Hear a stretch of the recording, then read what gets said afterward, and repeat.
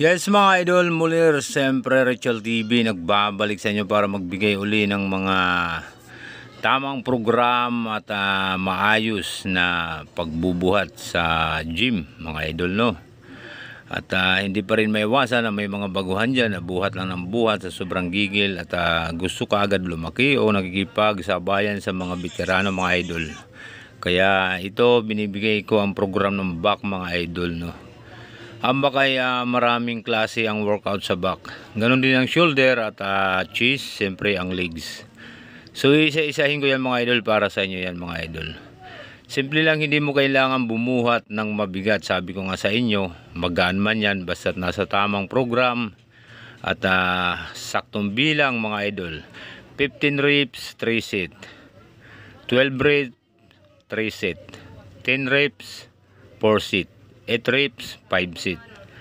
Nasa inyo yan basta kaya nyo bilangin at kumplituhin ang bilang ng pagbubuhat nyo mga idol. At titingnan nyo siyempre yung tayo at yung direction ng mga legs para nang sa ganun maiwasan yung injury, ipit ng litid at ipit ng ugat mga idol, para tuloy-tuloy ang program at pagwo-workout nyo sa gym mga idol. So hindi kailangan ng mabigat, basta sapat lang. Paulit-ulit yung sinasabi sa inyo mga idol.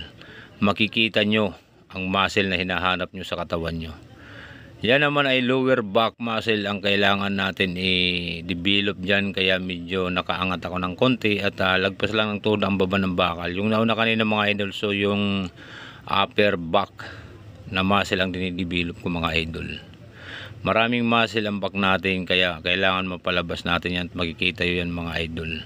Kapag nagsipag at tiyaga lang kayo, huwag kayong mahiya magtanong mga idol. So yan, keyboard, kailangan natin yan para sa side na muscle. Kitang kita nyo naman kung alin yung dinidevelop ko dyan mga idol. Inuulit ko, 15 reps, 3 set, 12 reps, 3 set, 10 reps, 4 set, 8 reps, 5 set. Pwede rin gawin na 4 set mga idol. Sipag at tiyaga lang, inuulit ko mga idol, at tamang direksyon ng mga buto natin. Yung legs, yung body, yung final cord, ingatan natin yan. Yung braso, kailangan maramdaman nyo kung ano yung dinidevelop yung muscle at saan parte ng katawan dapat ganun mga idol. Hagurin nyo ng tama at maayos. Tulad yan, ilan program lang ang ginawa ko dito sa back mga idol? 4 lang yan. Sapat na mga idol, makakapag tricep bicep ka pa dyan. Hindi nyo kailangan pagurin o persahin ng muscle nyo ang katawan nyo para hindi ma-stress at mapagod ang katawan nyo. So magagawa nyo ng tama at sapat na pagbubuhat.